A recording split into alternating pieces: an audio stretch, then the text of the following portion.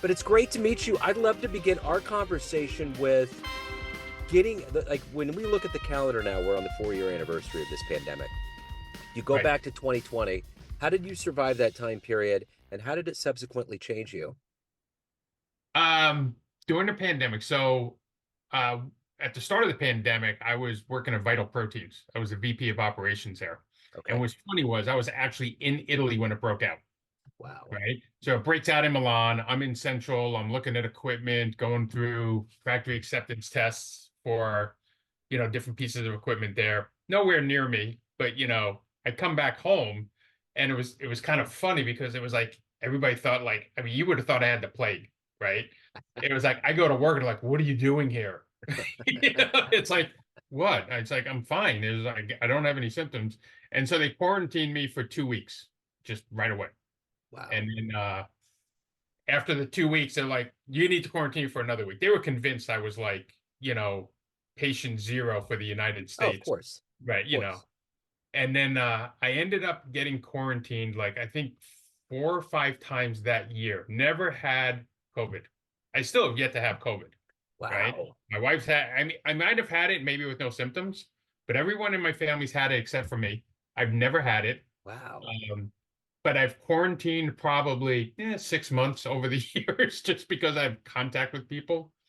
But I was at Vital Proteins for a couple years, and then towards the end, I started my consulting business, and I was consulting with people. And in manufacturing, you can still operate, right? Yeah. So they can still have people come in, and so a little bit of change in how we did business, but it was for the most part business as usual. I'm convinced, I'm getting more convinced that everyone that hasn't had COVID, you're going to be herded into a special group and paid a lot of money to get your DNA Good, looked at. good test. Why? Yeah. And you know what? I bet you I had it and just had no symptoms and never knew I had True. it. You Yeah, know? asymptomatic. Yeah, that's the Yeah. weird nature of this whole thing. You know what's funny about you being there in Italy? I remember on 9/11, I was in the back of a water taxi in Venice, and I was in my 20s, I was backpacking, and I just would cut off any kind of ties back home because I just wanted to float and go. Yeah. Yeah. And I landed in Paris on the 4th of September, and I was actually getting ready to go to Cinque Terre, the poor man's Riviera, but I was in Venice for a few days. So some guy's in the back of the water taxi just shooting his arms up, Nuevo York, Nuevo York. And I'm like, Yeah. are you talking about 93? I had no idea. So anyway, it shortly thereafter it turned into Hemingway novel. Like everything to get back home was Yep. just a struggle. So it's wild when you're on foreign soil and something magnanimous happens, in your home. But this was a worldwide event, but still you're American. You're like, I got to get back home at some point. So I got So, a funny similar story. yeah. So I went to the Naval Academy, Yeah. right? And in the summer, you always do different activities. You're either on ships or training, junior people or whatever. And so one summer, I had the privilege of going to be a ranger at Philmont Scout Ranch in northern New Mexico. I don't know Okay. if you're familiar with it, but it's a huge scout ranch. Everybody, whole bunch of troops go there in the summertime, but I get to like take the troops out backpacking way up Yeah. in the mountains, right? Yeah. And this is the summer of 91. Okay. Okay. So if you can remember what happened in summer 91. So I'm up there backpacking, right? Uh-huh. For a month. Just completely. I mean, this is before cell phones. Well, we had satellite phones, but there was no cell phones, no newspapers. Yep. People watched the TV for a month, just didn't care, right? It was just great. It was the best month of my life, completely detached from everything. Yeah. So my month's up, you know, grab my backpack, and I had a big backpack, and then get on a bus, get on a plane, go back to school, come walking in, I'm carrying my big backpack walking in. Everybody's like, what are you doing with that backpack? And they're like, and people are talking about the war. I'm like, what are you talking about? This was when Saddam Hussein invaded Yeah. Kuwait. Uh-huh. And so he invaded while I was in there. I had no clue, Wow. no clue for weeks, just completely detached. And they're like, I'm like, what war? And they're like, I thought they were kidding with me, right? I thought they were like joking with me. They're like, go watch the news. Everybody's allowed to go watch the TV now. Go watch it in the wardroom, And I go in there, I was like, oh my God, I can't believe I missed this. Wow. That's wild. Yeah. Yeah. I was a senior in high school then, so I remember the epicenter of all of that and how it unfolded. And, I mean, because in our lifetime, in my lifetime, that was one of only a few big national events. I mean, there was the shuttle Yeah. Yeah. explosion, there was Yep. Same Reagan here. getting shot, and then, Yep. there was the wars that happened under the bushes, so, but Yeah. nothing was quite as magnanimous as this pandemic. That's for sure, Yeah. you know? But, so I wanna get an exact handle on what you do for a living, so I'm gonna put you in front of a bunch of 3rd graders. It's Okay. career day, and one of the kids says, "Hey, what do you do for a living?" How do you answer that child? You know what I do is I work with small to mid-sized manufacturing companies. So different factories where they make different things, right? And a lot of time what I do is I make them make it faster. I help them make it cheaper. I help them make it easier to make their lives easier so that they can make more money, hire more people, expand their business. That's what I do. The thing I don't think people understand is how integral manufacturing is for communities, and they're usually tucked away. Like, I'm in a suburb here in Grandview, and if I Yeah. take a back way, I'm an IT technician by day. So if I take the back way on the business loop, there are so many manufacturing companies that exist in this Yeah. world. It's amazing, you Yeah. know, and they And really, there's so many different industries. And yeah, the amazing thing that what I like about manufacturing, and and you don't get uber rich doing manufacturing, right? You do that in the tech industry, right? yeah, But it's you can take manufacturing from one industry to another, and a lot of the basic principles are the same. really, Yeah, I like Toyota. I call it's Toyota lean manufacturing concepts, right? So the Toyota way, how Toyota developed manufacturing going back to the 50s. That's how most people do manufacturing today. And if they don't, they should be, yeah. right? And so what I do is I go in and I help them implement those processes. And these processes, you can implement it in an aircraft facility, a metalworking, a food plant, a supplement plant, a chemical plant. The principles all apply in one way or another. You just got to figure out how to apply the different tools. Yeah, that's interesting. Well, I think about that because I talk to people that do franchising. And when they Yeah. talk about setting it up, there's kind of a blueprint of, Yep. how you manage, how you Yeah. run it day to day, all the way to the top. And it's fascinating how those things are so well engineered, they're almost timeless. Yeah. Yeah. And you think like running a plant, it's people management, Yeah. right? Is a huge thing. It doesn't matter what industry you're in, how you manage the people is kind of the same. It's your leadership that you bring to the table. It's taking care of the people as best you can because the people are going to drive your business, you know. And some So, people, well, go no, ahead. so speaking of that, would like the number one issue in manufacturing with taking care of people be turnover, or what is that? What's the number one Yeah. issue? I would say the number one is how the factories treat their people and then Yeah, hence resulting in turnover. gotcha. Right? And so a Yeah, lot of times at my plants, I always had like low single digit turnover, yeah, very low turnover, which accelerates the growth and the profitability because you got experienced people, yeah, for sure. running it, right? Yeah. So let me ask you this. When you were in the 3rd grade, what did you want to be when you grew up? Um, third grade, I think I wanted to be in the army at that point, Okay. All you right. know, or a sports player or like a football player, right? You know, Yeah, for sure. So yeah. did you play sports for a while? Yeah, I played like up through high school, and into college actually in the Naval Academy. So what was funny was when I was in high school, I had a friend of the family comes up to us and he's like, Scott, you're very good at sports. I'm like typically, pretty athletic. I played football and basketball, baseball, these different sports. And he's like, you know what? And he knew like I wasn't going to be able to afford college easily, with our family, my family, we grew up blue collar and, we didn't have wealth of money. Right. Yeah. And he's like, if you come join my fencing team. So in New Jersey, we had fencing teams in high school. Most states don't have them. So he Right. explained to me, he's like, every high school has a football team, a baseball team, and a basketball team. And those kids all compete for scholarships at all the colleges. And he goes, every college has a fencing team. He's like, there's very few high schools that have fencing teams, right? He's like, Yeah. there's a lot in New Jersey. There's some in New York City, in a few other spot areas around the country. He's like, but if you do well, there's no promises. If you do well, you might not have to pay for college. And nine of us on the starting team, none of us paid for college. Oh, that's fascinating. What an Yeah. interesting angle. But I would imagine as much as fencing isn't a big thing, there would be so many things that you would learn in that for Yeah. self-defense, precision. There's so many things that I would think that would be a lifelong thing that would come to benefit you later on. Yeah, some of it. I mean, bad knees. Right. But it's interesting. Like even I guess like with martial arts where they repeat it so many times, they naturally do it. Like if Yeah. I'm holding a stick and somebody comes at me, I naturally 30, 40 years later, I haven't picked up a weapon in 30 years. I Yeah. still do the motions and without even thinking about it, you Yeah, know. for sure. Yeah, yeah, yeah. So, let me ask you this. Talk to me a little bit about your path to where you're at today. How did that happen? You mentioned the military, but what were some of the seeds and where did you grow up? How did all that kind of become who you are today? So you want me to go all the way back to like, like high school and or just Yeah, like yeah, kind of the okay. seminal like seeds that began and how it kind of took off. Yeah, so when I was in middle school, high school, like I said, we weren't very wealthy, but we lived in a wealthy area, which is interesting in New Jersey.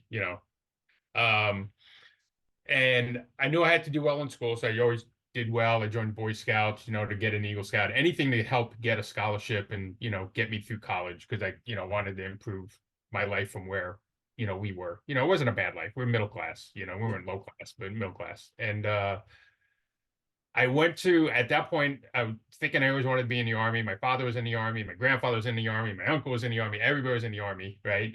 yeah, And been to West Point a bunch of times on different tours. And I always thought, I'd apply to West Point, right? And I was doing a lot of things. And then I think it was sixth or seventh grade, I visited the Naval Academy. I'm like, this is where I want to go, right? And so that was my number one choice for school. Um, because it's free. They pay for it. They pay you to go there, yeah, And so everything I did in middle school and high school, whether it was sports like fencing, you know, clubs I joined, everything was to get into one of those schools, yeah, you know. And so I ended up getting in. I always wanted to be an engineer. I like building things. Um, unlike in the Navy, a lot of people like destroying things. I like building things, yeah, And most of the people go there, they're engineers. They like building things too, building organizations and whatever. And so I went into the Navy thinking, long time, had some very good experience, a lot of great stories out of the Navy. But at some point, realized I didn't want to do it for 20 years and I got out. Okay. And then talking to different advisors, they have advisors in the Navy to help you transition. They recommended, looking at manufacturing, and I went into manufacturing and I've been in manufacturing ever since. And I started out with a small company, and then I went to work for Coca-Cola and Bunge. And I always got, at that point, after Coca-Cola, I always got headhunted yeah. for my next position all the time. Maybe casually looking, but like I have headhunters calling me for the next position. So I went up fast. I went to plant manager at a Bunge, then a director at Bunge, and plant and directors over multiple plants, VP, and roles like that. And so I moved my way up. Most of my career, it's been in food and supplement manufacturing. Yeah. Um, so I'm really, and they're very similar. They're slightly different, but very similar, taking care of the people that are going to be consuming the product and the food safety and how you manufacture it. And along the way, I learned a lot about Toyota manufacturing and statistical process control within the plants on how to make plants run great, Yeah. And so I read a lot of books over the years, took a lot of courses over the years. A lot of times they were in the companies, sometimes, the books. And over the years, I kind of developed processes and different policies like within my factories and tweak and adjust them until it's they're getting really good, like they're dialing it in great. I go to Vital Proteins, was my last big company I worked with, and we doubled every single year for 5 straight years. Wow. And that's not necessarily me. I was like support, but sales and marketing nailed it, right? It's the only place I ever worked where when sales said they were going to double every year, and I'm like, no way. I worked at places where they said they were going to grow 20% and they never grew 20%. We're not going to double every year. They did, Wow. right? But I was able to design the operations, the manufacturing, the supply chain, hire the people, build the organization. And we went from 35 to 70 to 140 to 250 to $500 million in subsequent years. And then we sold to Nestle, and then I left, and now I'm helping small companies hopefully do that. Same Wow. thing. That's amazing. You know, I would imagine over all of this time, you've seen lots of leaps in technology and the advancement of all of that. What do you see in the role of AI and where we're going, say, 5 to 10 years from now? How is all of that automation, how is the operations going to be affected by that? Yeah, I like it. I saw a quote probably a year ago when AI was first getting big. Okay, well, I got two things on AI, and the quote said, um, "AI is not going to replace your job. Right. AI, someone who uses AI better than you is going to replace your job." Gotcha. Right? And so I use it all the day, helping write stuff and, comb through different things. And all it is programming. Yeah. One of my pet peeves, like when it first came out, was in the marketing side. Everybody would throw the tagline AI powered, AI powered. And all it was programming. It Yeah. wasn't true. Like I think of artificial intelligence like a self-learning, you know, Yeah. that's if it's not self-learning, I don't consider it artificial intelligence. I just consider it advanced programming. But Yeah. everybody would throw everything out there. Oh, it's AI powered. It's AI powered. I was like, how's it AI powered? You Right. know? That's interesting. It's so true because it is. It's just programming. That's all Yeah. of it. That's what it is. But that's the catchphrase. That's marketing. That gets people, they're like, "Oh, wow. That's AI generated. I want to be involved with that," you Yeah. know. It's the mental thing. It's Yeah. funny. I would walk packaging trade shows with guys when we were at Vital Proteins, we were doing this. And they used to like to follow me just like with popcorn and watch me just tear people up because I get so annoying when people are like, oh, this works great. It's AI powered. I'm like, how's it AI powered? He's like, well, Yeah. it senses if you're near. I'm like, we've had that for 20 years. Yeah. Uh-huh. Yeah, It's like, exactly. it's nothing different than we did 20, 30 years ago. Yeah. Everybody did, you know? Yeah. Well well, piggybacking off of that idea, the weird thing about AI becoming such a thing that people talk and are hammering down on, I mean, we've had these home devices, these Google Home things, we've had Siri on our phones, we've had this AI stuff floating around for years and years, Yeah. you know? Yeah. So, yeah. Yeah. Uh, I like like a chat GPT where it's actually self-learning and getting better. yeah. Like when I first started using it a year ago, some of the results, I'm like, come on, Yeah. it's like, no, delete, it's like, Yeah. but now it's like I put stuff in there and it comes out amazing. It's a super brain. It's like way better than I can ever write stuff. And Yeah, for sure. So yeah, let me ask you this. You're obviously a very highly driven professional. Who's been a hero or an inspiration for you in your life? in manufacturing, Probably just overall, someone that's really inspired you to be you and to evolve and to become who you are today. I would say it's a few people I've had. Probably one of my favorite people is like that I worked for a few great people, right? Yeah, And my first boss as a plant manager, his name was Steve Kuzer. He's retired now, right? But he's been a plant manager. He was a VP of operations at the time. He hires me as a plant manager. He understood the leadership side in plant and the issues with the plant. And just the coaching he provided that first few years, and the support that he provided, it was great. So I really liked him. I had a Jane Crowther I worked for at Omega Protein. She was great to work for. It's just different people that I worked with. I gotta say, one person who helped hire me when I went to Bungie 20 years ago, this guy, Rob Farr. He's up in Canada. Um, Probably the best plant manager I've ever met. The year I got hired at Bungie, his plant up in Oakville, Canada, won the Industrial Week magazine. They were in the top 10 manufacturing sites, all industries in yeah, North America, yeah, right? And yeah, so I always followed how he ran his plant, and I always designed every plant I've ever worked in. I still have the pictures of his plant and show people the pictures. I still have procedures and processes from 20 years ago in my, Rolodex of files. yeah, Um, and so I always try to mirror him on how to run a plant. yeah, Being top 10 out of, 10,000 manufacturing facilities is not a bad, yeah. check in your box, right? Absolutely, for sure. So if you could meet anybody alive on the planet right now that you find interesting or fascinating, who would it be? Who would you love to meet and talk to? Um, you probably have to be Musk, Yeah, I would just to pick his brain, yeah, on what he thinks, either him or, Neil Tyson deGrasse.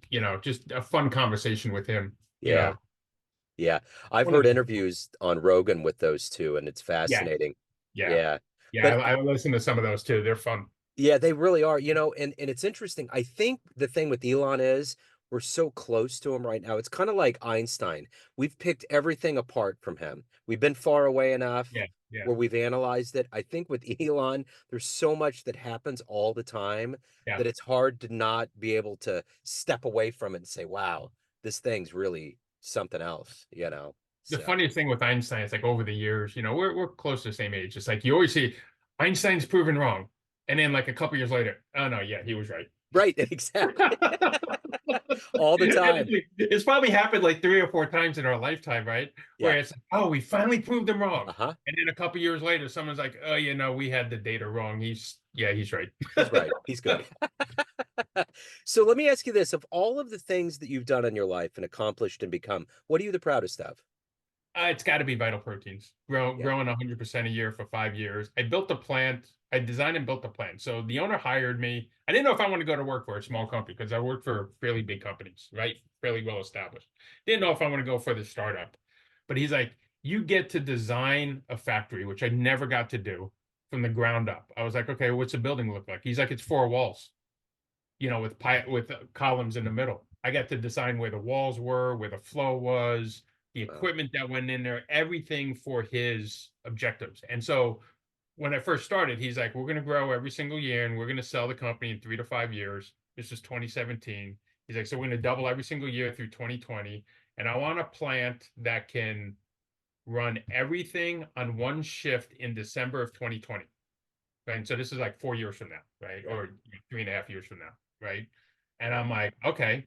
And it's like a small company. I'm like, are you sure?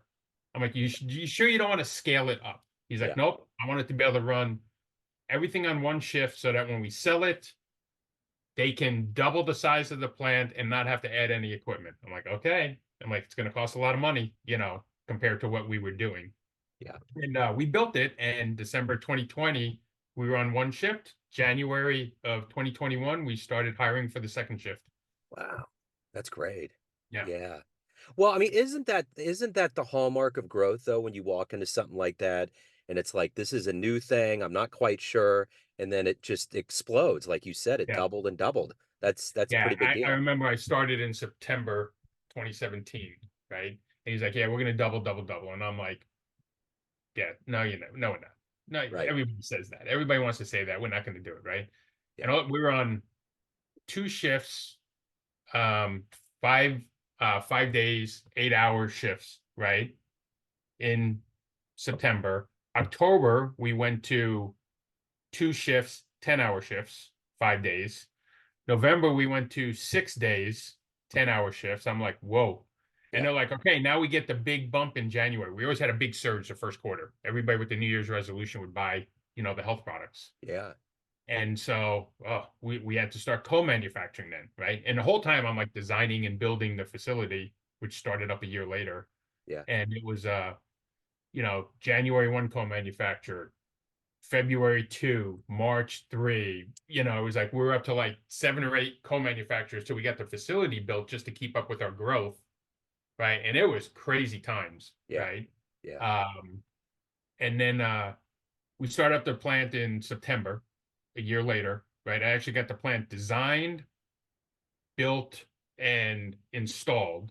And we actually had a engineering firm initially, but I fired them. I ended up doing it myself because I didn't like their designs. It wasn't as efficient. It didn't follow the true Toyota lean manufacturing concepts. And I got tired of arguing with them. And Yeah. so I built the facility. We sold to Nestle. Nestle's taking it. They're tripling the size of the plant. They're turning it into their powder manufacturing center of excellence here in Franklin Park, Illinois. But I left. It Yeah. was just, Yeah. Interesting. So you've been mentioning Toyota quite a bit. yeah. Do you drive a Toyota? Um, no. Okay. I was just curious. I'm always curious because I personally I love Toyota. Oh, I'm they're fantastic car. yeah, Fantastic car. We yeah, went to buy one. My wife wanted to get a hybrid, right? And there were no RAV4 hybrids available. She wanted a RAV4. yeah. And so we ended up getting a Honda CRV, Okay. Yeah. right? There was none available. We couldn't get a Wow. Toyota RAV4 hybrid. Wow. Yeah, that's wild. Yeah, I Yeah. have been since I was 16 years old. Once I had a Toyota, it was like there was something different about those cars. Just They're designed well, yeah, it's like all their manufacturing processes, it's like they make the best cars. that's it. Yeah, 100%. Yeah. So at the end of the day, everyone has a perception of you. Family, friends, clients, but you run the show. What's your perception of you? Who do you think you are? Uh, I'm a driver, right? So like I like to drive, like the captain of the ship. I like to be the captain of the ship, a Navy term, right? I Yeah. like to drive, be in charge of the ship, drive it, take it, across the finish line. Um, that's really what I am, in Yeah. the different businesses that I've worked with. I always look at whatever factory I was like, headhunted into. It was like, okay, how long is it going to take me to get this factory to world class or near world class status? And Yeah. sometimes it might take 2, 3 years, right? Sometimes it can take 5 years. Sometimes it could take longer. Big plants take a long time if they're kind of set in their ways for 30 years. Yeah. Yeah. So I Right like on. to really get them to that world class status, that Absolutely. top 10 in all manufacturing, like that status. Yeah, for sure. So let me ask you this. If anyone wants to hire you, reach out, learn more about you, any of the good business, what do they do?